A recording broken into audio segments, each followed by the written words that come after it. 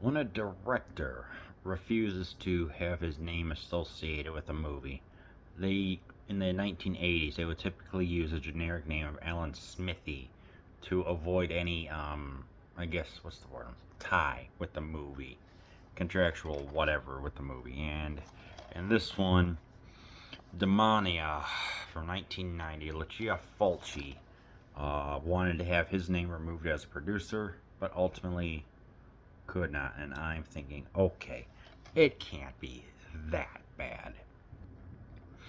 Lo and behold, it's a piece of garbage. Professor Malcolm Evans leads his archaeological expedition into the Valley of Temples in southeast Sicily. His companion and former student, Liza Harris, is looking forward to her very first dig.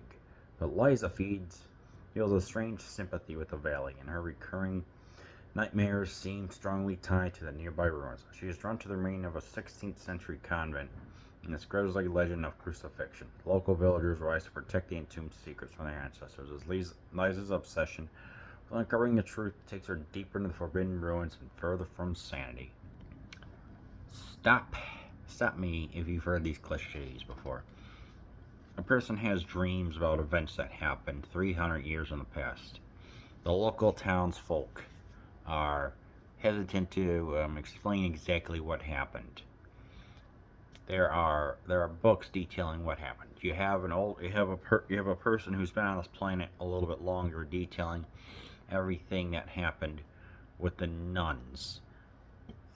5. You have a person who's becoming more and more obsessed with discovering the truth of what occurred in Sicily in the year 1486.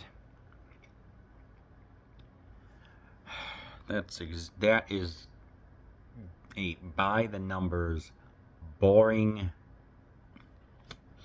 conventional trope filled movie. I could forgive that if it's at least interesting. This movie may be one of the most just boring. It's just like, okay, so we have this, how they're coming for the archaeological dig. I'm like, okay, you got, instead of someone being from America, it's from Toronto, so it's Canada. So I'll give it that. But when it's just talking,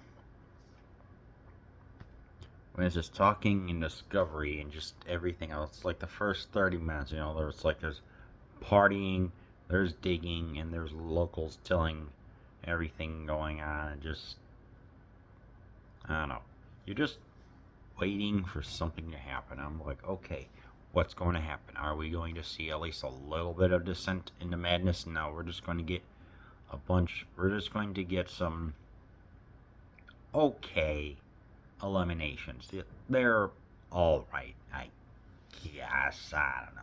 They're okay. I guess okay is the word for it. It's kind of thumbs down, even though. Okay, there were 2 that I enjoyed. One, there was the seer who relayed the information about what happens with the nuns. Well, she eventually gets her eyes scratched. She gets her eyes scratched. There's some blood in the actual retina and ophthalmal, and the actual eyeball comes out. That was particularly disturbing. There's this person who's hanging upside down, trying to beckon a kid not to come over. While he gets split in half, we get to see the viscera and everything. This was pre-CGI, so they just used a dummy or replica or whatever. That was pretty intense.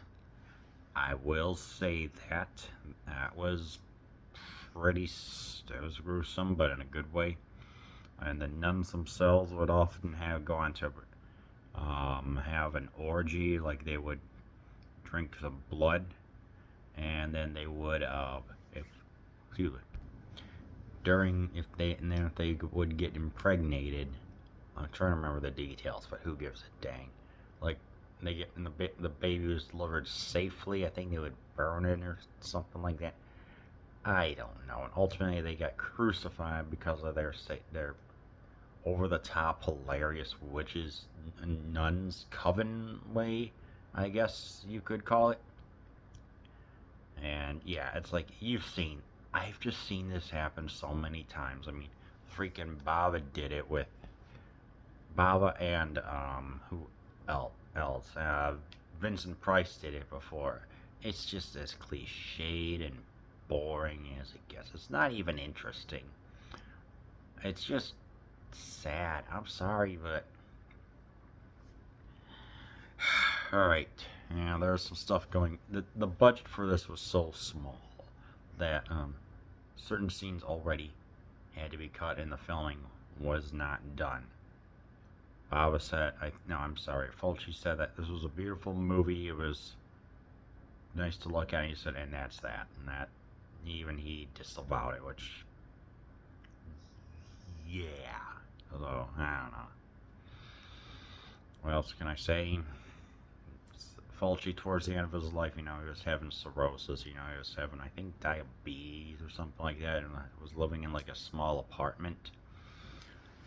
And he's trying to make a comeback. And Argento said, "Hey, you can sign with me. We can have a comeback." But they were in the process of making it happen with Argento with other commitments with the Steinhol syndrome.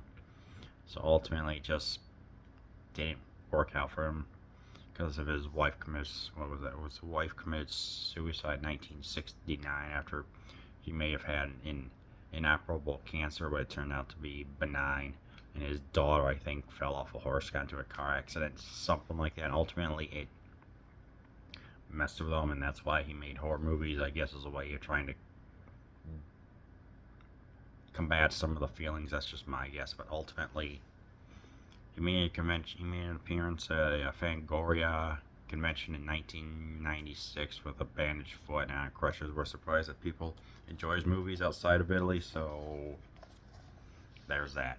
Ultimately, do I recommend Demonia? Like, even though it looks interesting, I say no. Don't watch it. Unless you want to be a completionist, don't watch it.